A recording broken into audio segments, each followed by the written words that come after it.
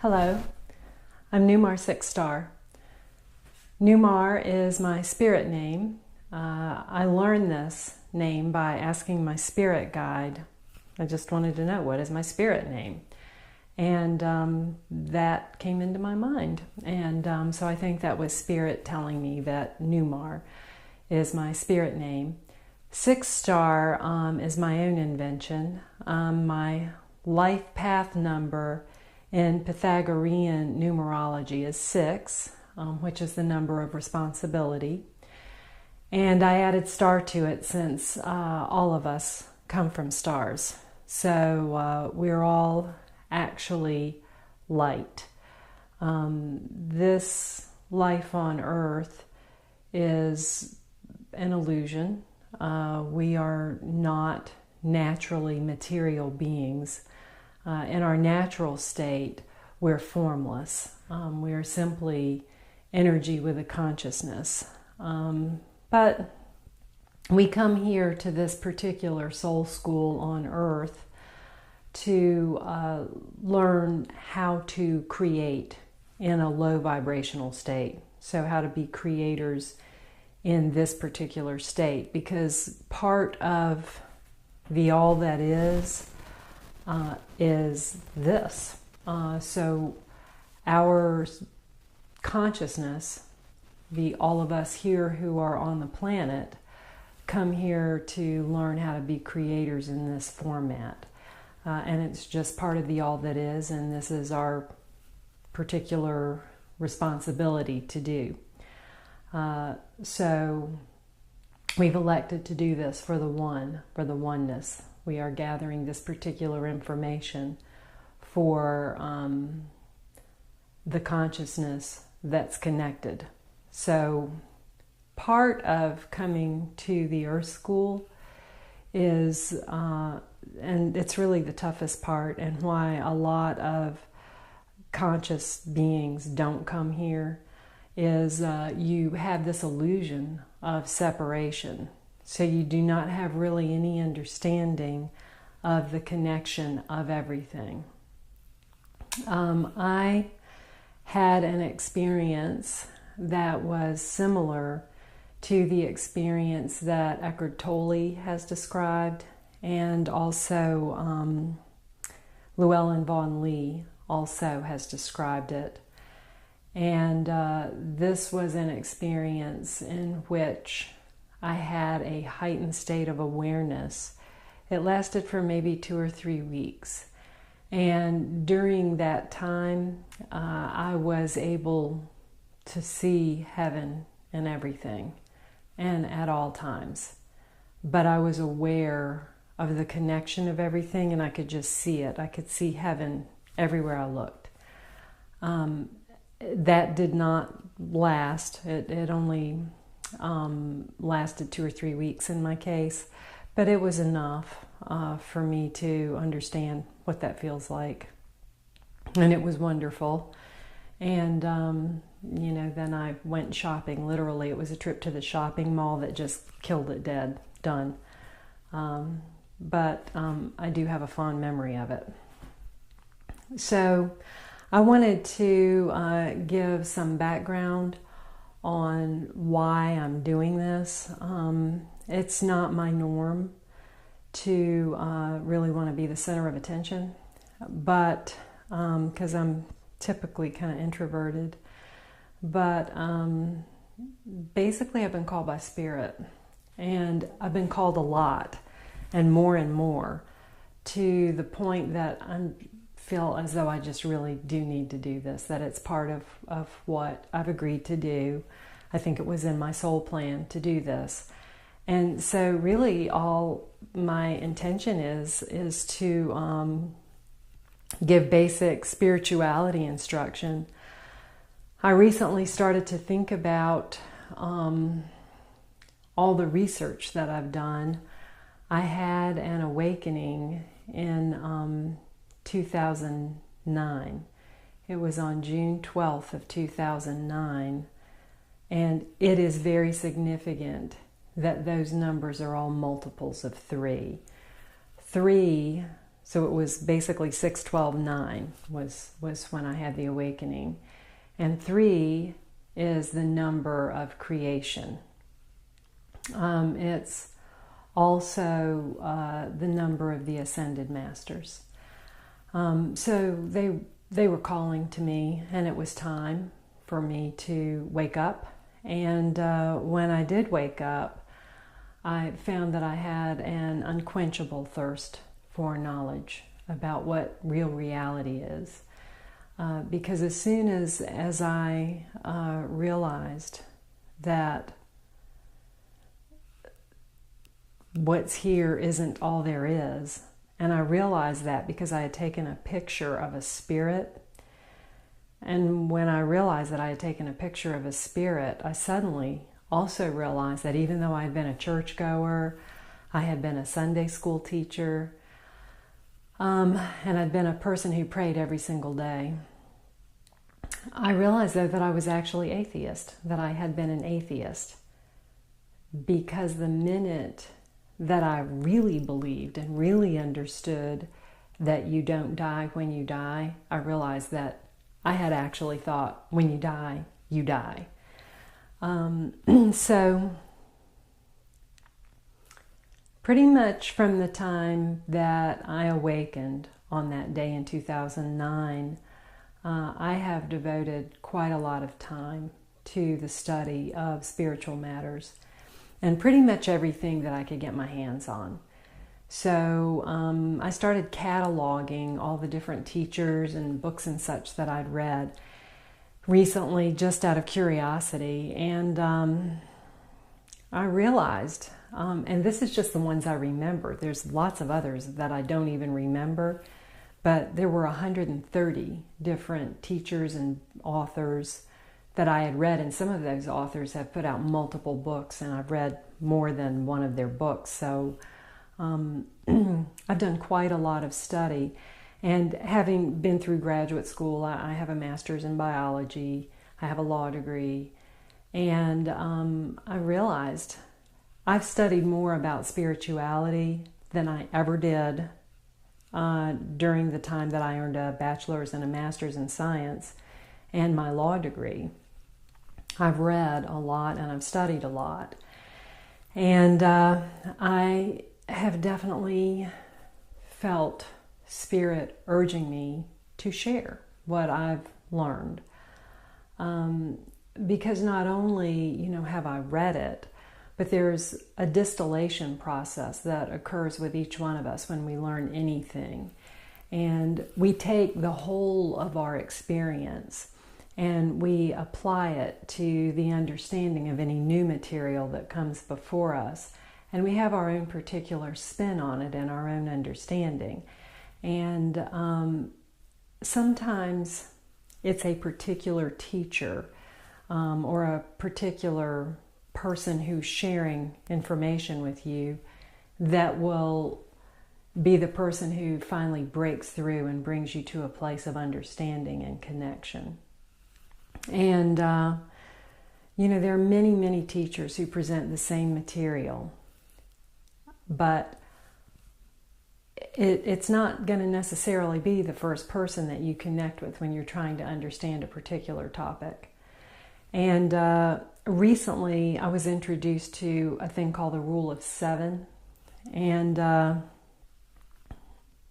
this is probably a little bit of a dumbing down, or maybe not a quite accurate way of expressing it, but the basic concept is for a person to really internalize and to grasp a subject, they will need to hear that information 7 times from 7 different teachers for it to really sink in and to become part of who they are and what they understand.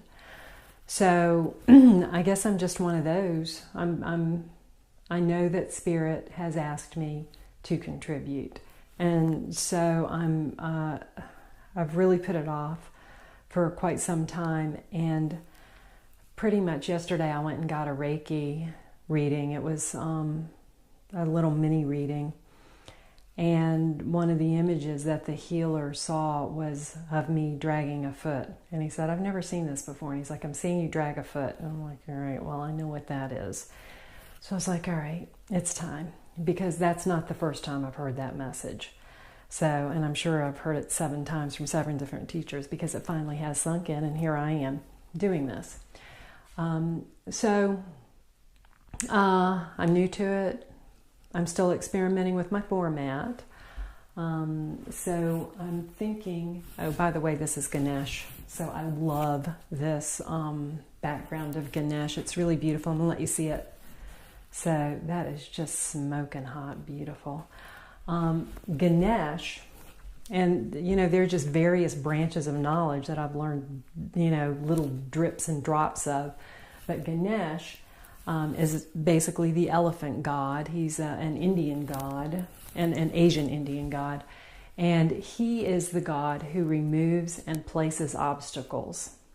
So if you need to be slowed down, or if you need to be deterred from a particular path, Ganesh will come into your life and place an obstacle there.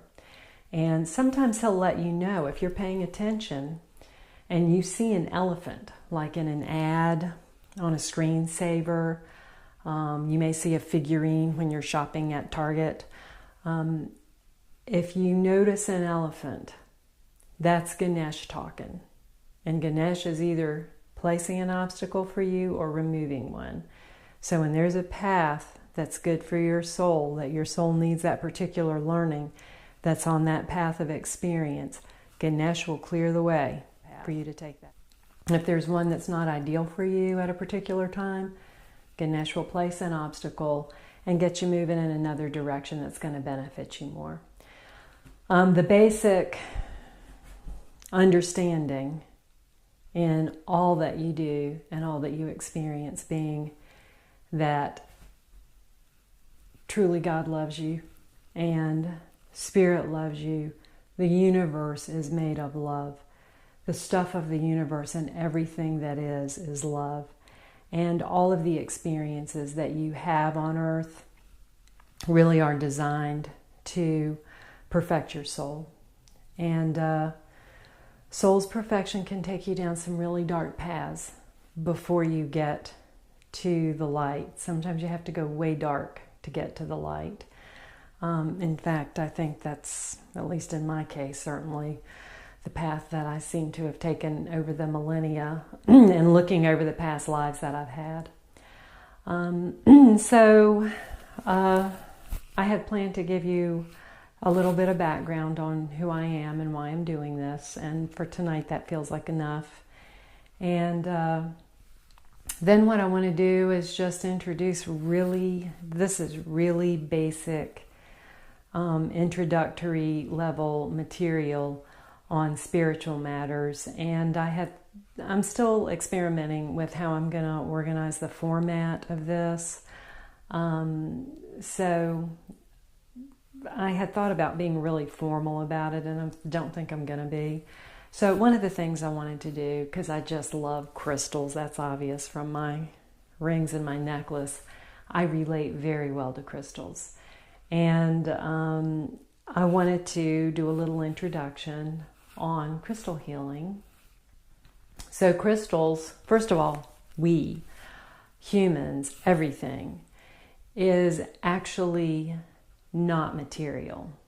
I know that we're material here, but this is not our true state. This is an illusion. And if you look at really good scientific journals like Scientific American, they actually have done articles and said, look, we think it's possible that life on Earth really is just holographic, and that's what is real is somewhere else. And the somewhere else that's real is a place where you do not have visible form like this. In essence, we are energy. So what we really are is energy with intelligence, with a consciousness. And we're invisible, like music. So each of us are like a strand of music. We're like a wave of energy. So we have within ourselves a particular resonance. Each of us has our own resonance. So when there are people who bug you, your resonance, your frequency does not coincide with theirs. And other people have other ways of explaining this. Like Carolyn Mays will say, well, they have strong archetypes that are disturbing to you. If there's somebody that you meet and you instantly just dislike them. I think another way to look at it and another way to understand it is their resonance is not in harmony with yours. So we are resonant harmonic beings with our own frequency, and crystals are also have their own resonance. They have their own frequency, and they bring particular healing to us, or they bring a particular vibration, and that can help to align our energy centers around those vibrations that come in proximity with our energy centers. So before I talk about tonight's featured crystal, which is going to be, to me, the most basic one, which is rose quartz, you first need to have an understanding of chakras. So chakras are our energy centers. As I said, the truth of our being is that we are simply energy with a consciousness. So these energy centers are important. They're like our truth. So the first chakra, there's 7 of them. They correspond to the rainbow colors, Roy-G Biv. So the red chakra is the root chakra, which is down here, and it's the root. It's right there below your pelvis. I think of it as like at the base of the tailbone between the legs. And this is the energy center that connects us to the Earth's energy. So the Earth star is at the core of the Earth. And I like to picture my root chakra connecting to that when I do my meditations. So it's a red chakra, and the energy of this chakra translates into our feelings of security and connectedness to the earth and our groundedness. The second chakra is called the sacral chakra, and it's just below the belly button and above the pelvic area, and it's orange, and it's called the sacral chakra. That's the creativity area. And you think of it like as a woman, that's where you have your womb. That's where you create life. So it's easy to remember that its function is creativity and sexuality. The third chakra is the yellow chakra. That is, or it's sometimes called the navel chakra because that's where it sits. And, it's not called the navel chakra. The sacral chakra is sometimes called that. Or am I confused? I might be confused about that. I'll look it up. So the next chakra up, no, I think the sacral chakra is called the navel chakra. Okay, the next chakra is called the solar plexus. The solar plexus is above your navel and right below your rib cage. So it's centered here. And this is the chakra that is about your feelings of self-esteem. It's also, I've read through Robert Monroe, and we'll talk about him more in another video, but Robert Monroe was a pioneer in astral projection and out-of-body experiences. And he and others have described the sacral, not the sacral, but the solar plexus as the chakra where the silver cord connects the soul to the body. And that sits here. I'm not sure if you can see that in the video. The next chakra, and that's yellow again, and that's the third chakra. The fourth chakra sits here, and that's your heart chakra, and that's love. This is the energy center that affects your ability to give and receive love. The next chakra is here. It's called the throat chakra, and this is your expression energy. So it allows you to express the energy from your other chakras. And blockages here just get you way out of whack because you have to be able to release that energy and to share it to flow. And the color here, I'm sorry, I missed the color here. So the solar plexus is yellow, the heart is green, so it's R-O-Y, Roy, G, green, Biv, blue. So it's typically like a sort of a sky blue is the way it's often pictured, maybe a little darker. And then indigo, which is like a really sort of dark purple, is here. It's your third eye chakra, and it's at the pineal gland, which is in the center here, behind here. And that's your chakra for seeing, and psychic perception. And when I say seeing, I mean like the seeing that comes with understanding, like discernment seeing, and also psychic perception and clairvoyance. But it's sight is what this chakra is about. And then your crown chakra is up here, and it's violet. And this is your wisdom energy and the energy that connects you to heaven and the spirit world. So this is where you have your connection to divinity, is here. So that's just the basic 7 chakras. And the crystal that I'm going to show you tonight is one that works with your heart chakra because it's the love crystal. And this is it. It's rose quartz. This is a rose quartz rabbit. My Chinese astrology sign is rabbit. And rose quartz is a stone of unconditional love. And I have a big rose quartz heart. And this is a piece of tumbled, polished rose quartz. And this is a raw piece that's untumbled. Very pretty. And, you can use crystals in a lot of ways. I put them in the bath. I make moon water. So on full moons, what I'll do is I'll put crystals like that in a bowl, and I'll take a little jar and I'll fill it with filtered water, and I'll put a cap on it, stick it on top of the bowl with the crystals in it, and sit it by a window so that it can get charged by the light of the full moon.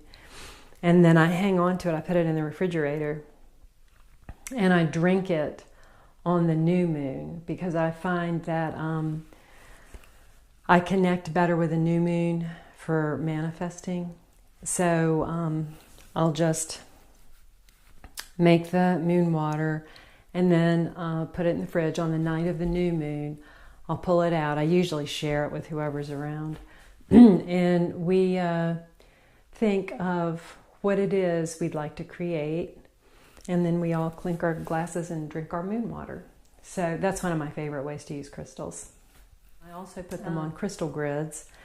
And I'll go into crystal grids in another video. I didn't bring a grid down here to show you. So again, rose quartz, which is the crystal of unconditional love. Really easy to remember, and it's a pretty pink. Okay. Now, in addition to giving you little tidbits on crystals, just basic, easy to remember stuff about crystals and chakras, I was also thinking it might be good to give book recommendations. And my very favorite book, if I had to choose just one book, if I, were only allowed to take one book with me, it would be this one. And of course I brought The Destiny instead of The Journey. The one that I meant to bring, The Journey of Souls. This is the companion book to it. But the author is Michael Newton.